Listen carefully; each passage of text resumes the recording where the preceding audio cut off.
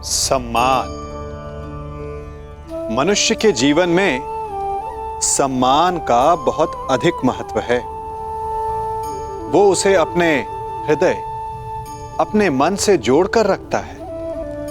कदाचित इसीलिए हम शत्रु के सम्मान पर चोट पहुंचाते हैं ताकि उसे पीड़ा पहुंचाई जा सके। परंतु ऐसा करने से सावधान रहे मित्रों। शरीर पर लगी चोट मनुष्य भुला सकता है, परंतु उसके सम्मान को लगी चोट उसे जीवन भर पीड़ा देती है।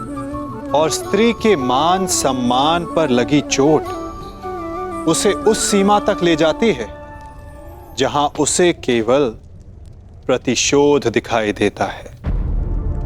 यदि अपने शत्रुओं को जीतना है तो प्रेम से जीतिए, अपने कर्मों से जीतिए।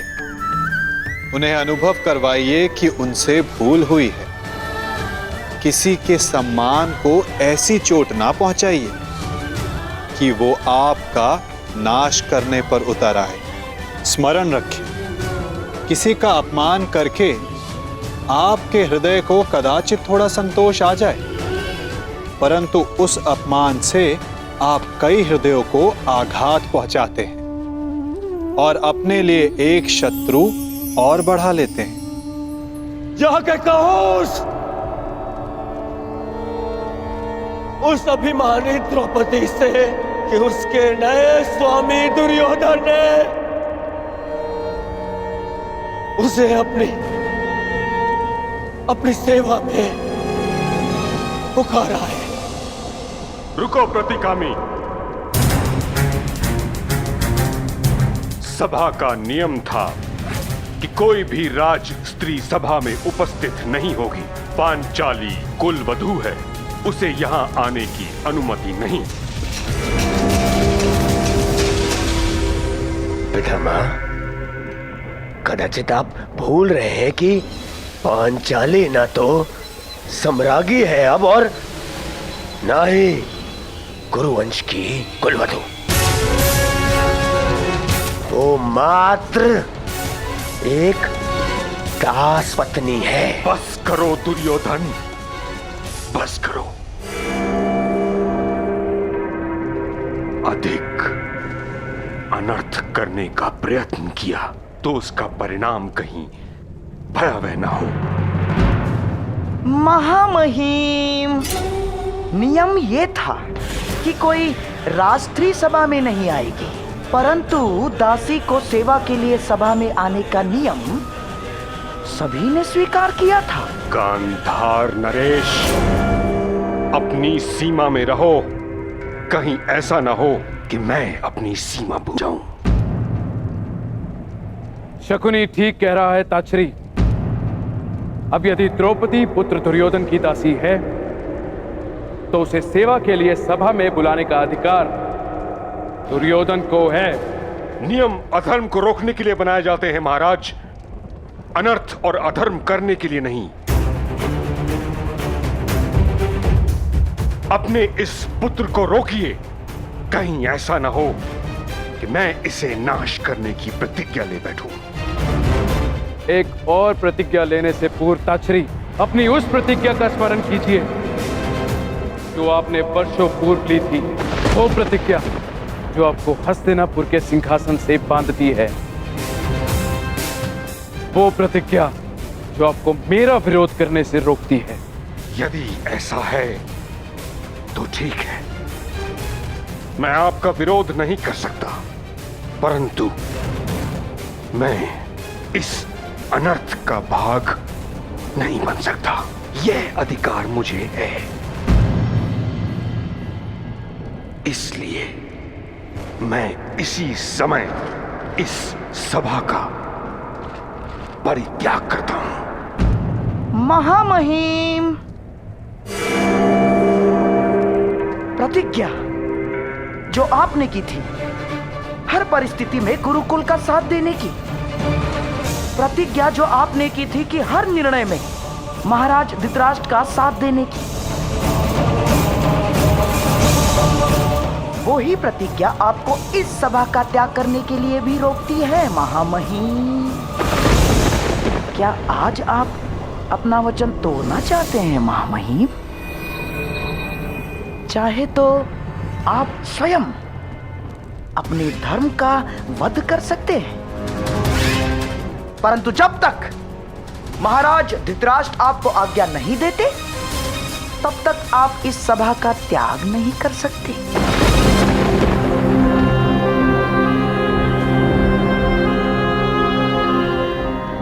ये आपकी प्रतिज्ञा भी है और बंधन भी।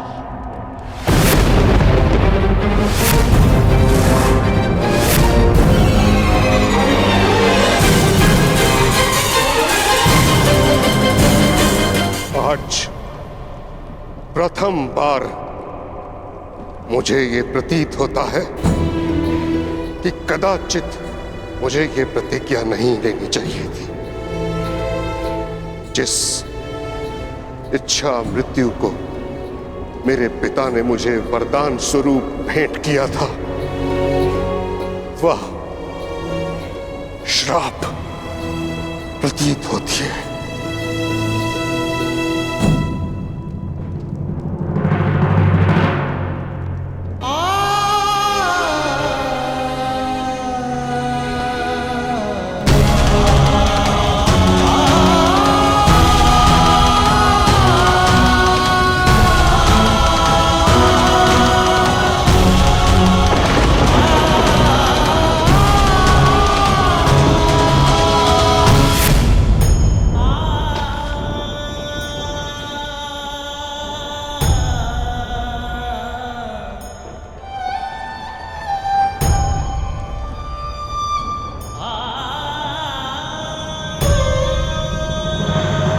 होश में आओ दुर्योधन, तुम्हारा प्रतिशोध पूर्ण हुआ। मत करो यह अनर्थ। प्रतिशोध पूर्ण हुआ? प्रतिशोध तो अभी आरंभ हुआ है मित्र, और अब इसके मध्य में तुम्हें भी नहीं आने दूंगा। मित्र,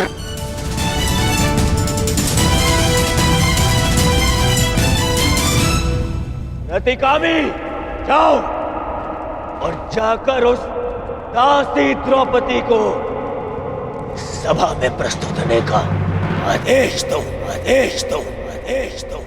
क्या ये आदेश मेरे पति का है? जी नहीं, ये आपके स्वामी का आदेश है। सम्राट युधिष्ठिर आपको द्युत में हार चुके हैं और अब आप सम्राट दुर्योधन की दासी हैं।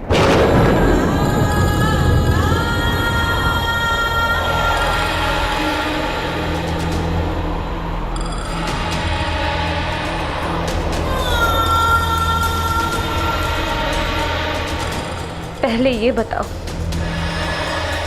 कि धर्मराज द्यूत में पहले स्वयं को हारे या मुझे? पहले वो स्वयं को हारे देवी।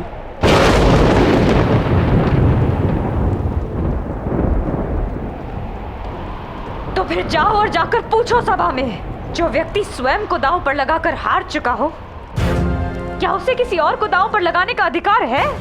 जाके कह दो दुर्योधन से कि याज्ञसेनी द्रौपदी ना उसकी दासी है और ना ही उसका दासत्व स्वीकार करती है, इसलिए उसके आदेश पर मैं सभा में प्रस्तुत नहीं होंगी। जाओ और जाकर कह दो दुर्योधन से कि द्रौपदी ने कभी अपने पति को उसे दांव पर लगाने का अधिकार ही नहीं दिया, तो फिर हारने का कैसा अधिकार? और उससे कहना कि यदि उसकी भुजाओं में इतना बल है तो मुझे स्वयंवर में जीतता। पापी और छली की भांति द्यूत खेलने वाले को मैं अपने जीवन का अधिकार नहीं देती, अधिकार नहीं देती, अधिकार नहीं देती, अधिकार नहीं देती, अधिकार नहीं देती। अधिकार?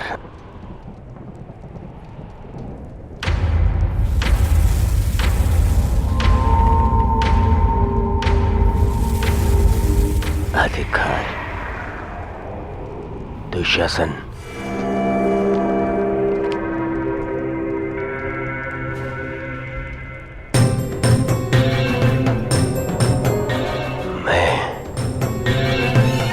तुम्हारा भाई होने के नाते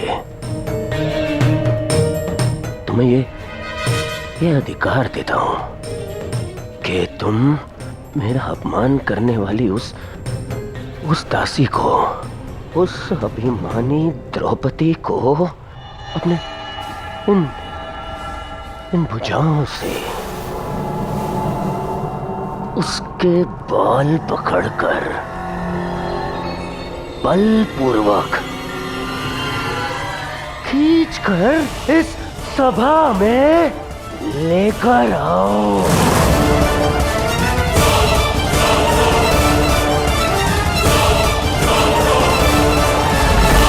दासी को यहाँ लेकर आओ। नहीं दुर्योधन, नहीं। दुशासन, ऐसा मत करना। सावधान दुशासन, यदि पांचाली को स्पर्श भी किया तो तुम सब भाइयों का सर्वनाश कर दूंगा।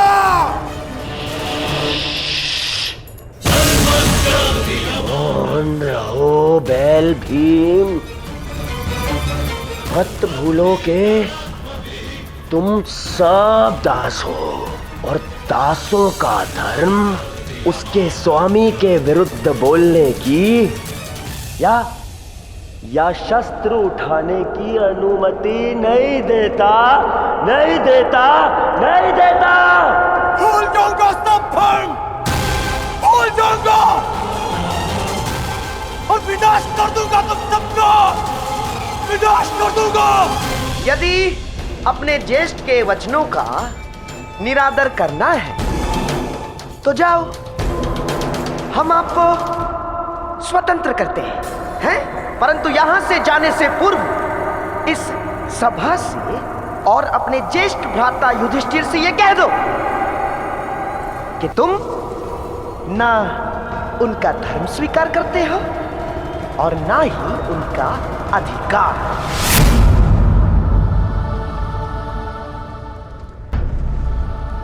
दुशासन, मौन एक भांति स्वीकृति होती है। पांडवों ने द्रौपदी को इस सभा में लाने की अनुमति दे दी है।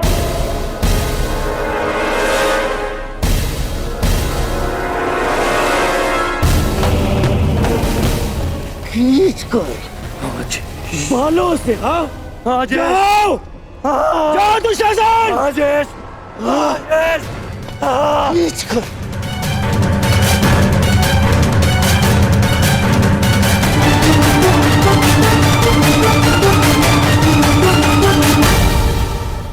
महारानी, आप यहाँ से निकलिए और अपने सम्मान की रक्षा कीजिए।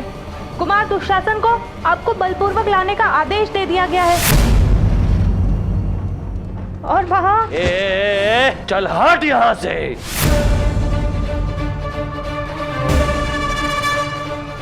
मेरी अनुमति के बिना मेरे कक्ष में प्रवेश करने का दुस्साहस कैसे किया तुमने? मैं साम्राज्ञी हूँ, हस्तिनापुर की कुलवधू हूँ, तुम्हारी भाभी हूँ।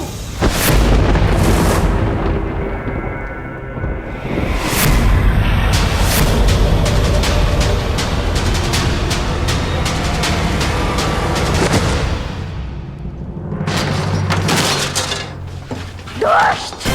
इतना बड़ा अपमान! भूल मत कि मैं याज्ञसेनी द्रौपदी हूँ। अपने सम्मान की रक्षा करना मुझे भली भांति आता है। न तुझ में इतना साहस है और न उस नीच दुर्योधन में कि मुझे दासी बनाकर अपने समक्ष प्रस्तुत कर सके। अग्नि की शिखा को बांधा नहीं जा सकता दुशासन। और यदि साहस है तो कुरुवंश की कुलवधू को महारानी की उपस्थिति में ले जाने का प्रयत्न करो।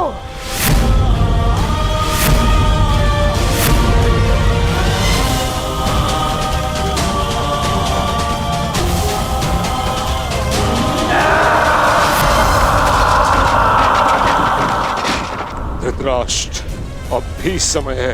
पुत्र मोह में इतने भी अंधे मत हो जाओ। इस अनर्थ को रोक लो।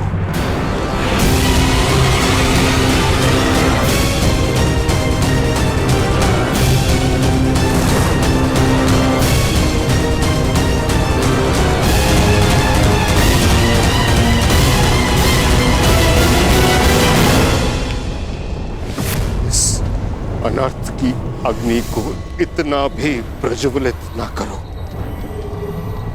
कि समूह कुरुवंश इसमें स्वाहा हो जाए।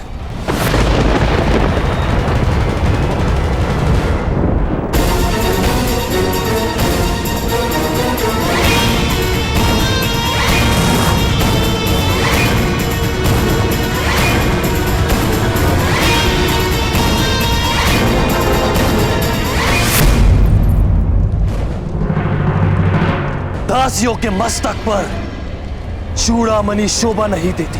हट!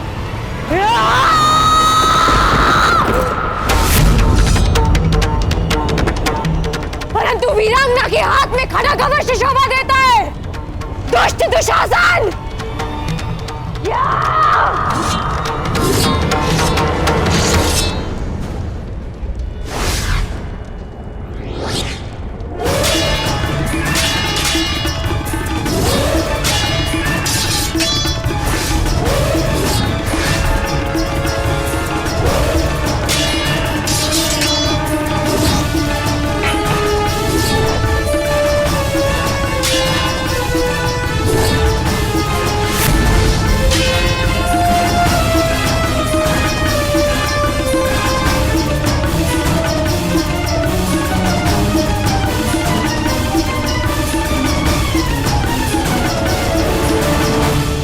अग्नि के ताप को कुछ की भीति नहीं रोक सकती।